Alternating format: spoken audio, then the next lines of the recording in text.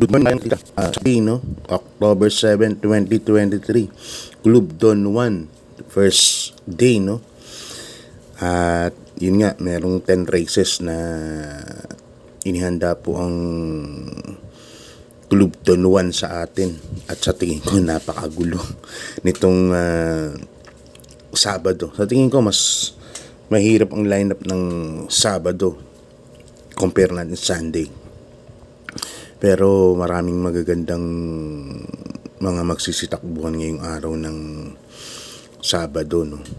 So, baka Sunday bisita ako ng Malbar.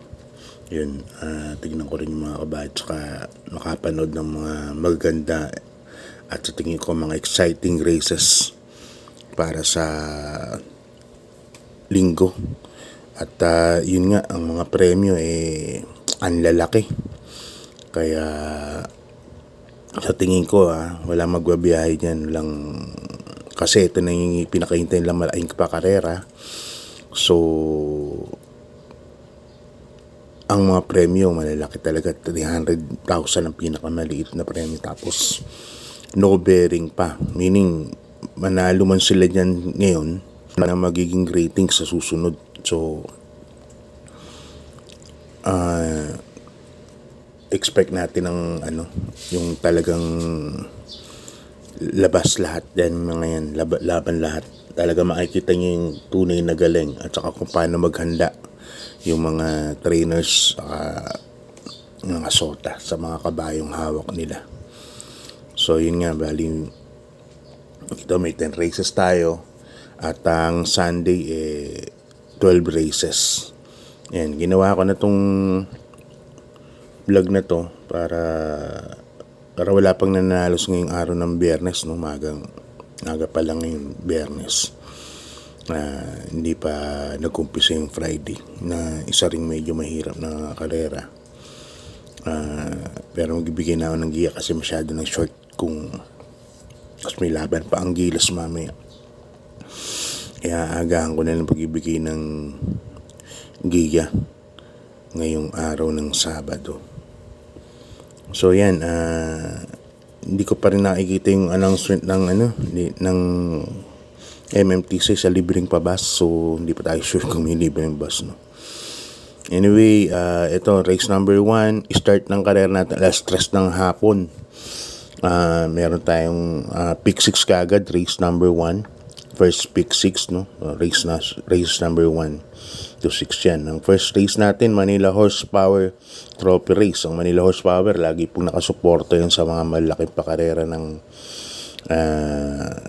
mga iba't ibang no? Kasi malaking malaking grupo po yan na laging nakasupport sa karera. Dito may 9 runners po tayo. Distance natin 1,400 meters. Yan. Dito ako, number 5, Don Julio. Sasakay ni King Mark Alvarez. Yan. Nakaraan natalo yan kay Palawig, no? Palawig ang tumalo sa kanya nun, at saka ni RC Suson ngayon. Binigay na kay Mark Alvarez.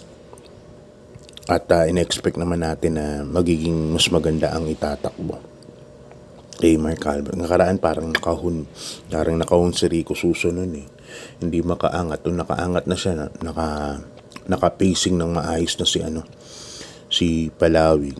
At ang ganda rin naman ng tempo ni Palawig, 1.23, kaya sabihin may inam talaga yung kabayo. So dito, race number 1, solo ko na po yan, number 5, Don Julio. Ngayon, naghahanap ako ng pamorkas. Ang forecast ko na rin yung DOS main event. Okay, lipat na tayo, race number 2, Bayang Karerista.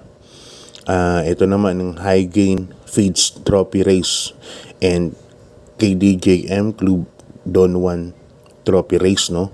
Rating base class 4, 16 to 21 points, split group.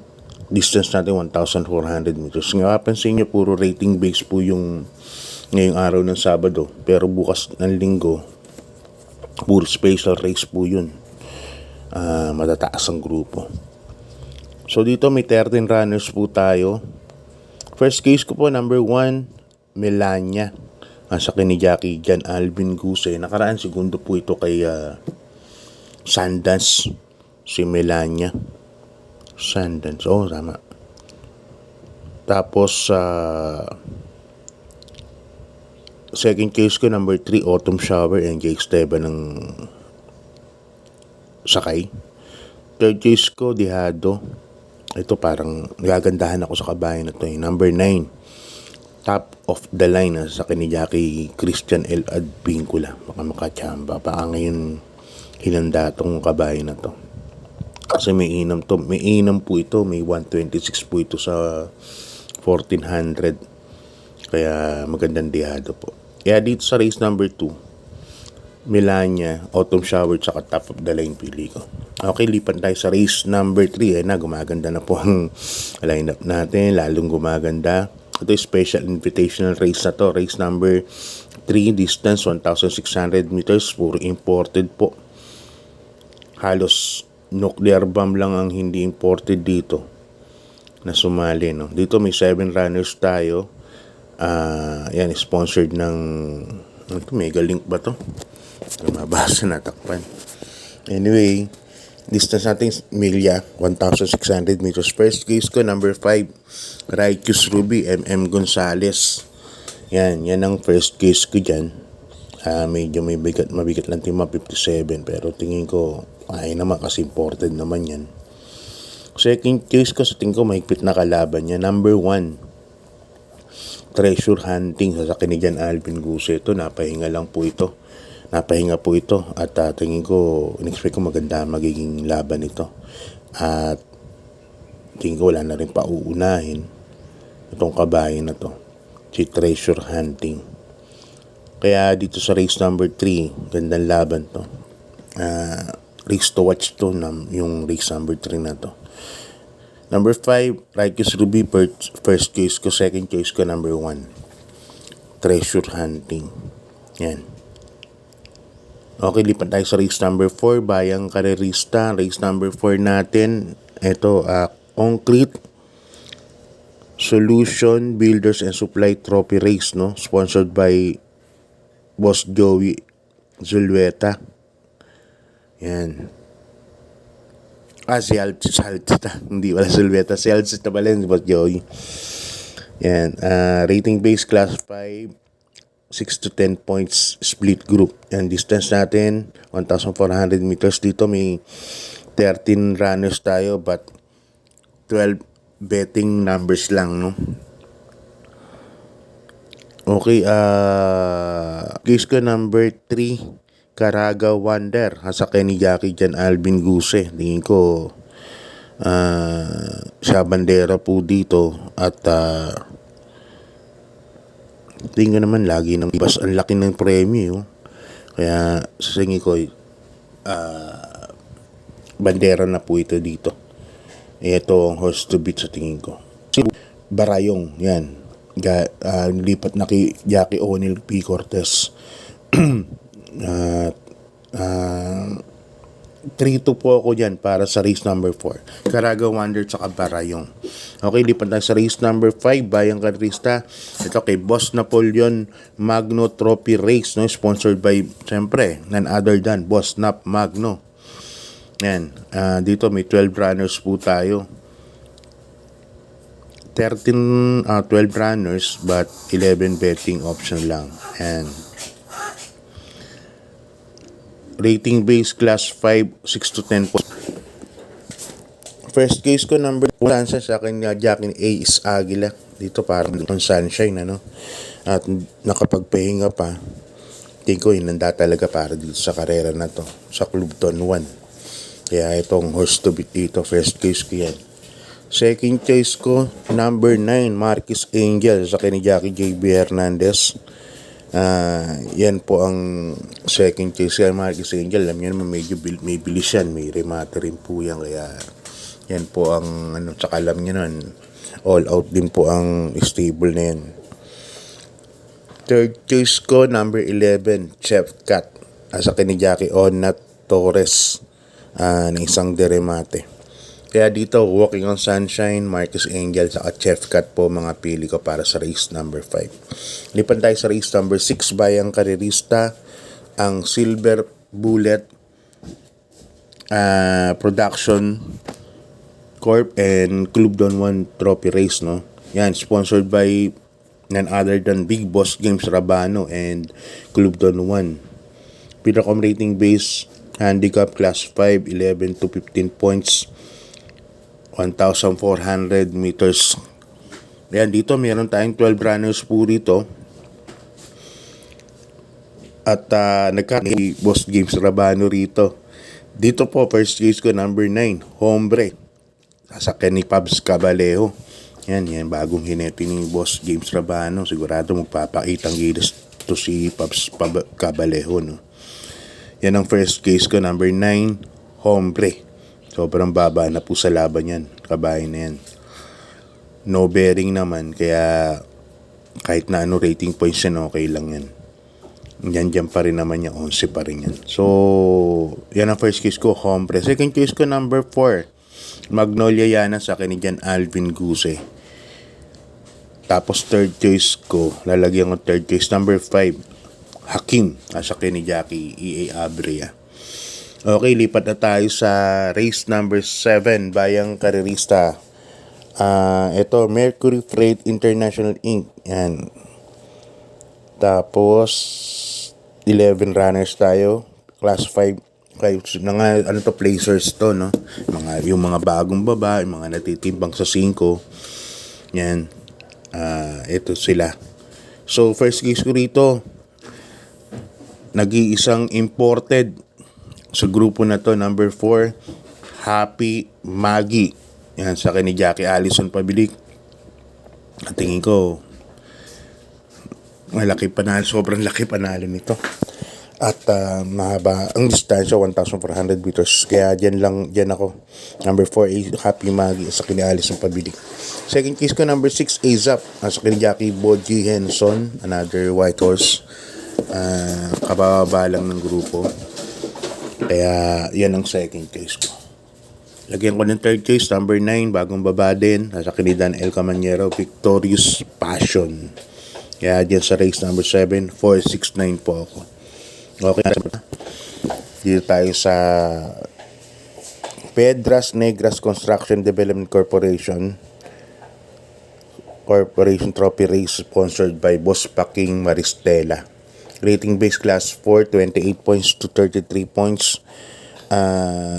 Distance natin 1,400 meters. Dito mayroon tayong 12 runners dito, but 11 betting numbers lang, ano, kasi may couple entry. First case ko rito, number 2, yung imported na mabilis, ang ganda ng numero, Trazon, nasa ni Jackie JMS Torque. Ang ganda ng numero, no? Nasa numero 2, at sa tingin ko, wag napabayaan sa unahan to, mga 2 kwartos makakatapos to. Number 2, Trazon, first case ko. Second case ko, number 12, Mim Balot Falls, yan sa ni Jackie Dan El Camanyero. Ito yung segundo kay yung halos photo finish. Yung time na yung kay late night lady na imported ni Boss Paulo Mendoza. Third case ko, number 8, Keep the Trick. Ganda rin ang tinakbo na karaan. Nasakin naman ni Jan Alvin Guse. Okay, lipat tayo sa penultimate race, bayang karerista, ang Engineer Mario Cruz Trophy Race. Yan, sponsored by 3VM Builders Inc. Ate yata ni Boss Ivan to, si Engineer Mario Cruz, o siya mismo. Yun. Race number 9 natin, ito class 5-5 split. Ito yung binakambabang grupo na rin, ano. Na dito may 11 runners tayo, 1,400 meters ang karera. Ito, magulo po dito, ang daming may panalo. Manlot Island, Wild Act, Charismatic, Speak Easy, Double Rock, I Love Mati, tsaka Let It Shine. Siyempre pili lang din ako. 3. First case ko, number 11, Let It Shine. Second choice ko, number 9, Double Rock. Yan. Pag distance wise, may ano to, may advantage. Tapos third choice ko, number 10, I Love Mati, sa ni Jackie BJ Guerra. Pero maraming pandagdag dito. Kaya 11, 9, 10 po ang pili ko for tips purposes. Yan, okay. Last race na po, bayang karerista, ang Congressman Tony Calixto Trophy Race, sponsored by, siyempre, none other than Boss Congressman Tony Calixto. Yan, class 5, 6, 10 points. May 14 runners po tayo dito. First case ko, nagbabalik. Number 10, ni Jackie NC Lunar. Money for Bifani po, nag-barrier po, nag-1-14 po yan. At medyo maayos po yung barrier niya. Kaya yan po ang first check. Ni Boss James Rabano, sasakay ni Pabs Cabalejo. Tapos ang third choice ko po, number 12. Yan, nakaraan po kasi parang alam ko may issue yan eh. So ngayon tingin ko inayos at tingin ko nandiyan pa yung magiging buting yung pagka siyempre Donnie Jordan po yan eh. Boss Donnie Jordan po, trainer niyan. Kaya yan, hanggang dyan na lang bayang karerista. At tingin ko mas mahirap po ngayong araw ng Sabado. Pero yung linggo maganda po mga takbo. Pero siyempre pamilian lang din po yung dalawa, tatlo. Hindi katulad ngayon talagang ngayong araw ng Sabado talagang halos lahat may panalo. So yan ba yung karisa, hanggang dito na lang. So mga nagpapa-shoutout, siguro sa Martes na lang ako mag-shoutout. Kasi medyo magulo. Iyaano muna natin. Iipunin ko yan para ma-shout out kay lahat yung mga nagre-request mag-shoutout. So hanggang dito lang bayang karisa.